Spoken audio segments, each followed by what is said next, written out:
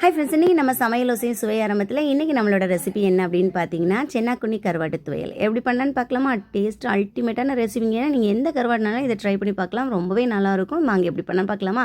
So அதுக்கு வந்து ஒரு 1/4 கப் சென்னாக்குண்ணி கருவாடு எடுத்துக்கிறேன். ஸோ இதை நல்லா சுடு தண்ணியில் க்ளீன் பண்ணி தனியாக எடுத்து வச்சுக்கோங்க. இப்போ பேனில் எண்ணெய் சேர்த்ததுக்கப்புறமா 6 சின்ன வெங்காயம், 4 பல்லு பூண்டு, 1/4 டீஸ்பூன் ஜீரகம், 4 காஞ்ச மிளகாய், கொஞ்சமாக கருவேப்பிலை சேர்த்து எண்ணெயில் நல்லா வதக்கிக்கோங்க.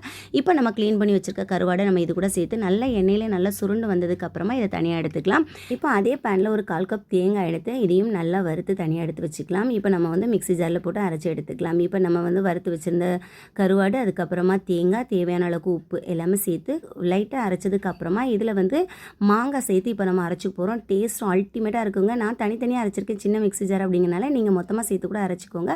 அரைச்சி முடிச்சா கடைசியாக கொஞ்சமாக கோகனட் ஆயில் போட்டு நீங்கள் சர்வ் பண்ணி பாருங்களேன். அல்டிமேட்டான ரெசிபிங்க. கண்டிப்பாக ட்ரை பண்ணி பாருங்கள். ஸோ நீங்கள் அதை ஓசியுடன் மீண்டும்